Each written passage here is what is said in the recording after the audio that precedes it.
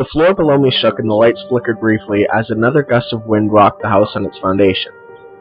I paid no mind to it as I stared at the computer screen. "Please stop" had replaced the desktop background.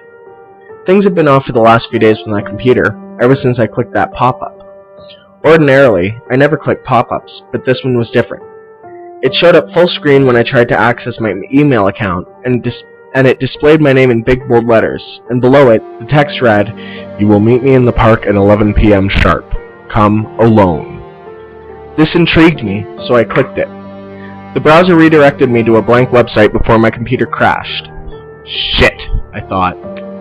I rebooted my computer, and when it was time for the welcome screen to display, the only thing on screen was a dialog box reading, "Error, operating system not found." I had work to do, and seeing that this was the only computer I had, I decided to go back to the basics. Rooting through my desk drawers, I soon found a dusty disk case with Windows 98 install disk written in Sharpie. I opened the CD port on my computer and inserted the disk. I had always kept this disk, even when I bought a new computer with the latest version of Windows on it, but never really knew why up until this point. It just felt wrong to get rid of the thing, as I had fond memories of enjoying that particular operating system. I guess I don't like change. The computer began to whir as the installation process began. Another dialog box with the option to input the product key appeared, and I was lost for a moment. I then remembered that I had the product key written on the back of the case that the CD resided in for countless years prior.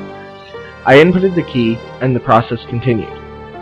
After about an hour, the system was finally ready to go, and I opened Microsoft Word and began to write. Maybe 2 paragraphs in, I decided to save my work in case anything else were to happen. I clicked the Save As option, and the dialog box opened the My Documents folder. Normally, this folder would have been completely empty, but instead, there was a folder labeled 11_comealone_park. There is no way this is happening, I thought.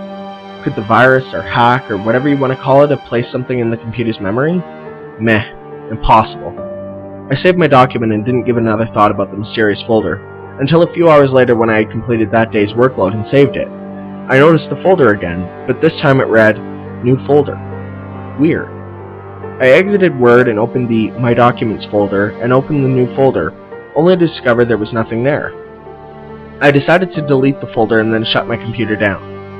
Just before the monitor powered down, the message, "Your directive is set, do not fail," flashed across the screen, and then vanished as the screen went blank. I thought back to the earlier pop-up with the instructions to meet someone in the park at 11 p.m. sharp, and then began to ponder if this is all a sick joke or a weird dream. Deep in thought, I walked to the fridge and grabbed a soda, and then sat down back at my computer again. I decided not to follow the instructions, clear as they were, and concluded that I was probably the victim of a prank. A knock at my bedroom door woke me. I looked at the clock, 11:01 p.m. The previous events were clouded by a haze of being half asleep, so I decided to check who would knock at my bedroom door at this hour. I approached the door with my guard down and opened it. There was no one there, but I noticed the light coming from the living room, so I ventured over there to discover that my computer, which had previously had no power, was now on. On the desktop, there was a new folder titled README. I stared at the monitor for a long time, wondering what to do. This all seemed so cryptic, and my previous thoughts of this being a prank seemed to diminish the more I thought about it. Sighing deeply, I clicked the folder to open it, and there was a .txt file labeled readme.txt. Once it loaded, it was nothing but a mess of text, obviously an HTML file. Scoffing at the fact that this was most likely a virus, I decided to scroll through. Near the end of the first page, I noticed that several words in bold text with a different font. They read, "You are late. Don't disappoint us. If you are not here in 5 minutes, we will come to you." My brow furrowed as I eventually pieced together this random puzzle, and the picture that awaited me was that of doom. I stood under a lamppost in the park no more than 3 minutes later, shivering slightly from the chill of the night air. I must have just been standing there for quite some time, lost in thought. A low voice broke my wanderings. Psst. I looked around for the source and saw a nearby bush rustling slightly. For a second, the thoughts of the burning bush popped in my head, and I laughed out loud. The voice came again, now more audible. "Shut up, you stupid shit! We can't have anyone paying attention!" With that statement, my laughter cut off immediately. "What the hell do you want?" I asked. A gloved hand poked through a gap in the branches and began to beckon. With a raised eyebrow, I hesitantly took the first few steps that would change my life forever. As I made my way into the thick brush, I spotted a figure maybe 3 yards away, shrouded in shadows. I moved to step towards the figure, but a raised hand in my direction stopped me. The prank idea had nearly vacated, as this seemed far too elaborate just for a prank. I started to notice a tinge of unease and wrongness to the air. It seemed electrical almost, like when a storm is about to begin. "If you ever keep me waiting like that, I'll kill you myself," the mysterious figure said, miming the act of slitting one's throat. I stared incredulously at the figure. "Pardon me, what?" My eyes were like saucers at this point. "What do you want from me? What did I do to deserve this?" I asked, more and more bothered with each word as I spoke. "Your number came up, and we had to reach you somehow," said the figure, still obscured in shadows. "What do you mean, my number?" I stopped and thought for a second, and then the second part of the question, a rather absurd query, came to mind and left my mouth before I could even rationalize it. Are you deaf? Am I going to die? I don't want to die. It's not my time yet. Hey, I'll make a deal with you. Just please, spare me." The figure was chuckling as I made my case, tears now leaking from the corners of my eyes. "You're alright, kid." The figure emerged from the shadows, and I could make out that it was a young man, mid-30s, looking completely non-threatening. "Hey, I didn't mean to scare you like that. No, I'm not deaf, but I do work with them very closely. Our organization, well, look at it this way. We're the supply that satisfies death's demand." My mouth hung open in shock. I was unable to comprehend what this rather plain man was relaying to me. The man chuckled again. "Look, when your number comes up in this case, we've gotten tired of hearing you plead for your life and all that, so we go directly to the point. Your only two choices now are A, die, or B, become a merchant of death." I stopped him there. "So, what, you mean I either die or become some sort of fucked up hitman?" I asked, now regaining some of my shattered mind. "Well, if you want to put it that way, I guess you're right. We would rather call you a salesman. Well, of death, but you're still just a salesman. The only thing is that, if you miss your quota, you die. Got it?" I couldn't believe what I was hearing. I actually laughed. The whole thing seemed so absurd. At this point, I knew this had to be some sick and elaborate prank. "Okay, fun's over. Where's the hidden camera? Which show am I on?" I asked. My smile evaporated as I saw that the man's face had taken on a much more darker, serious tone. "All joking aside, those two choices are literally your only choices now." I grew angry now, but I held back on expressing it, as I had the feeling that things wouldn't go too well for me if I let my anger out. "Is there any way out of this? What if I kill myself?" "Sorry, guy, you can't do that. When your number's up, that means only death himself can kill you. Hell, you could try. You wouldn't be the first. Given the circumstances, I'd probably steer clear of suicide. Think about it. You slit your wrists, all you get is one hell of an ugly scar. Hang yourself, and all you'll do is just that. Hang. Pills, well, hey, that's a good thought. Make sure you take a hell of a ton of pills, but make sure you get good and funky first. You don't want a stomachache." Seeing the neutral look and hearing the mundane tone of this man's voice finally broke my nerve. I turned tail and ran, terrified. I fought with the thick brush I had entered through and slowly made my way through, but not slow enough. The man called after me. "Hey, sorry to see you go so soon. Have a good one. I'll contact you with the first sales contract in the morning." I don't remember getting home, or falling through the front door, or passing out on the couch. A cool breeze awoke me the next morning. I groggily looked around, trying to make sense of where I was. After coming out of my cloud of sleep, I realized I lay on my living room couch. I sat up, back protesting from an awkward sleep position, and then noticed the front door lying ajar. It took a few moments, but I found it in myself to stand up and go to the door to close it. I was in a haze, the previous night's memories nowhere to be found. I surmised that I might have had a bit too much to drink and thought nothing of it and went about my day as usual. With a cup of coffee in hand, I went into the office and stared at my computer. I froze for a moment, confusion taking hold as I saw the Windows 98 startup screen in front of me.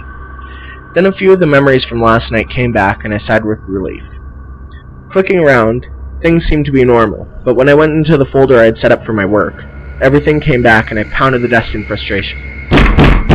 There was no sign of the documents I had painstakingly recreated the night previous, and instead there was a new document, looking at me with a smugness I'd never seen before.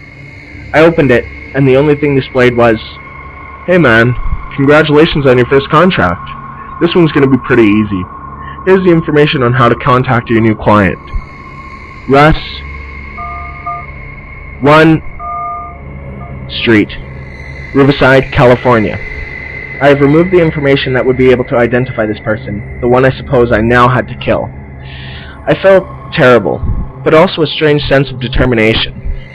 If this was the only way I could survive, I would do whatever it took. As I pondered this, I failed to notice that the document had closed itself. I looked at my computer with mild surprise, and then felt excitement that my original document was still there.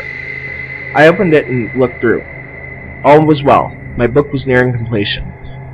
I will digress for a moment and tell you about my book. I had been contracted by an educational institution after I had given a lecture at the university, a rather good one, and had been asked to write a book based on my theories of law and order. This project was the one thing I lived for, and so I decided that I wanted to live long enough to see it published. The project was nearing completion when suddenly a new document opened up, an unseen force typing in front of me. "Don't forget your duty." It finished typing and the document closed, leaving me bewildered, staring at the screen. I shook my head and then proceeded to type the final line of my book and hit save, making sure to back it up on a USB drive this time around.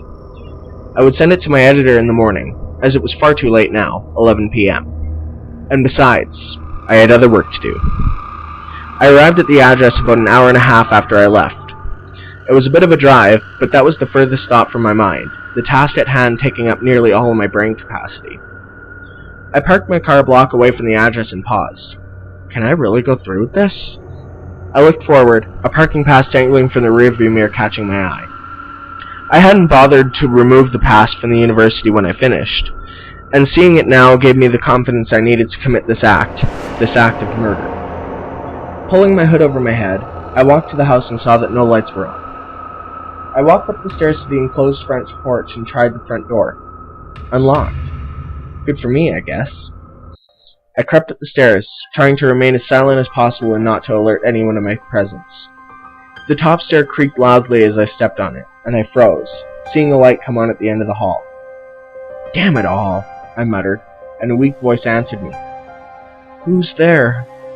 The voice was weak, but intelligent was evident, and I knew this person would find me out, and if I gave some bull story, they would see right through it. Straightening up from my slightly hunched position, I turned and walked down the hall to where the source of the light emanated from.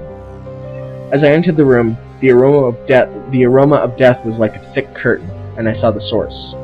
An old man lay in bed, clearly dying by the looks of it. I stayed near the doorway, remaining obscured in shadows. The voice asked a clearly stupid question, not unlike the one I myself had asked the night previous. Are you death?"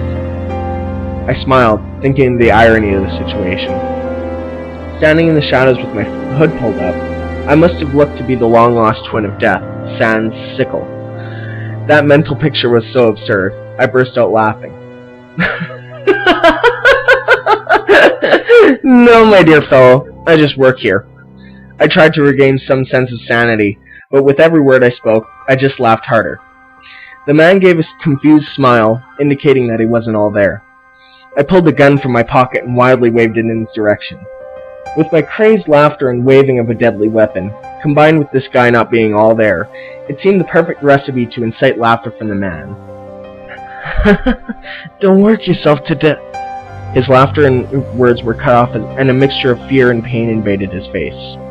I could see him fighting for breath, clutching at his chest, and then he stilled, the light fading from his eyes. I slowly walked towards him, wondering if this was some sort of trick.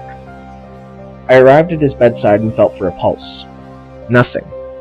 I didn't even have to do anything, and this guy just drops dead from a heart attack or something like that. Letting go of the man's arm, I turned and walked out of the room. I guess laughter isn't the best medicine after all.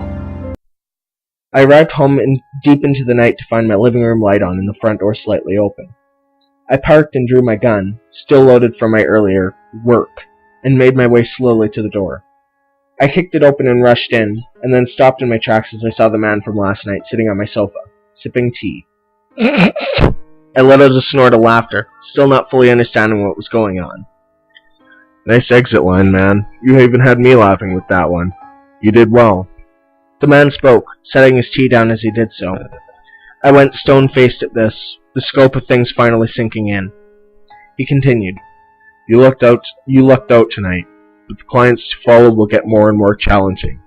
Look, I know this is still a little hard for you to get, and you did handle it quite well tonight. It will get easier, though, the further you go along. Anyways, here's a little something for your troubles. The man produced a plain manila envelope from his jacket and handed it to me. I opened it and saw a neat stack of money and folded sheet of paper. I pulled out the paper and unfolded it, seeing a list of names and addresses. This is your quota for the week. Don't forget, you have to make good on it, or else. The man gave a wink and then took a sip of tea. I looked over the list, seeing approximately 20 listings on it. I gave the man a look of despair. Hey, don't look too down in the mouth. That's less than half the usual first week quota. I took on the rest for you. I like you. You remind me of me when I first got into this business. I was speechless, and still with the look of despair plastered across my face. The man set his cup down and rose, giving me a pat on the shoulder as he walked by on his way out the door. I woke up on the floor, the light stinging my eyes. I sat up and looked at my watch. 11 a.m. I had passed out for 8 hours, but I suppose anyone would after the night I had just had. To my left lay the envelope and the sheet of paper. I decided to pull out the cash and count it. There was over $3,000 in 20s and 50s in that envelope. I absently set the envelope and stack of cash on the coffee table and walked numbly into my office. Turning my computer on, I plugged the USB drive in, and once the computer loaded, I opened up my email and started a letter to my editor. Once I had finished, I attached my book to the email and sent it, giving a slight bounce of happiness as the message sent appeared at the top of the browser window. I leaned back in my chair and put my feet up, finally relaxing now that my project was complete. I looked around my desk and spotted the folded piece of paper with my quota on it. I picked it up and sighed. Turning back to my computer, I opened a new document and began to create a schedule. My first week went alright, and that man was right. I don't like to admit this, but it did get easier, and sometimes it was quite fun. I won't reveal any information, as I don't want to get caught, but I will give you a hint. The success of my first published book was so good, I decided to give my editor the prospect of a new book. The money from my new job would keep my bills paid, so I figured that I would just write professionally. My editor begged me for details, but I wouldn't reveal them. I was sitting at my computer, thinking of how to start my new book when I heard a noise from the kitchen. Moving to the kitchen, I saw nothing out of place, and then I looked into the living room, where the mysterious man sat once again on my couch, sipping tea. He gave me a smile, then motioned for me to have a seat. In his hand were several sheets of paper and a book. I have your quota for the week. Oh, and I have a question for you. Shoot, I said. Well, this might kind of seem stupid, but I read your book. Will you sign a copy for me? I grinned, despite the circumstance. I pulled a pen from my shirt pocket and he handed the book over to me to sign. I finished, and then he handed me the papers. On them, there was about twice as many listings as the first week. Sorry, this time I couldn't reduce your workload. The big boss is noticing your work, and he likes it. Maybe you'll tell him about your book and... I cut him off. What do you mean, the big boss? Do you mean... him? The man nodded and sipped his tea. I felt a huge pressure fall on my shoulders, even greater than the one that already existed. The man gave a sympathetic smile and nodded. My mouth dropped open, and the man looked at me thoughtfully. Look, the pressure won't be too bad. In fact, it may let up a bit. The big boss usually goes easy on the ones he thinks shows promise, and if you finish your quota this week, it seems to look like your workload will decrease. It's kind of like a promotion. He began to smile again with this last statement. Well, I should be going. I do have work to do myself. Good luck. We shall meet again. He stood and walked out the front door, this time closing it behind him. My mind was reeling with all these new facts. A promotion? What did that mean? Oh well, I guess I have some more work to do. I walked into my office and saved my work, then opened up a new document and began to create a schedule once again. 10 years later. Have you ever noticed that once you get some experience under your belt at a job, how it just becomes second nature? I have, and well, I must confess, sometimes it keeps me up at night, thinking about all the people I've killed. As the man hinted years ago, my workload did decrease immensely. Now I have only 2 to 3 clients a week, and that's given me lots of time to work on my book. My editor stopped calling and inquiring about a year ago, which is just fine with me. You can't rush art. Speaking of which, I've really been enjoying certain aspects of my job as a salesman of sorts. It gives me a chance to really get creative. I'm hearing noises in my kitchen again, which means I have a meeting to attend. 1 year later.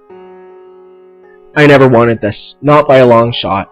I haven't had a contract in weeks, which is making me a bit antsy. Did I do something wrong? Did I fail to meet a quota? I can't go on like this. There are noises in my kitchen again, and there's knocking at my office door. Come in. It's the man again, and he looks kind of pissed. Look, you've been given quite an easy ride, and the big boss is appreciating your creativity, but now we need you to do some training. I tried to strike that idea down, but the boss is insisting that you get more involved. Get out, I said, feeling angry that this man was trying to control my work. He stood his ground, shaking his head, then took a sip of tea. Listen, it won't be so bad. Look at me. I was just like you, but it took a hell of a lot longer to get to this point for me. You'll be taking my job, and I drew my gun and fired at him, hitting him directly in the chest. He dropped the tea and made a little "oh" of surprise before falling to the floor, dead. I didn't want a thing to do with this anymore. It's just too much. It's not worth it anymore. The air has seemed colder over the week. Normally, I wouldn't have noticed, but I haven't left my home ever since that day. I haven't even entered my office since then, but I did call my editor and, after some brief catching up, informed her that I would send a copy of my latest work by email. She agreed, relief in her voice, and then hung up. I opened the door to my office, and the smell that hit me nearly knocked me off my feet. The man's body lay in a state of decay, and I suppressed a shudder as I stepped over him and powered up my computer. Once it was ready, I typed a short email and attached my story to it, then sent it off. I felt a bit of relief, as that story chronicled my entire time spent as a salesman of death, and it felt so good to finally put things out there and clear my conscience before I'm taken away from this life. A freezing gust of wind just blew into the room, and I looked out the door and saw a familiar silhouette standing in the frame of the front door.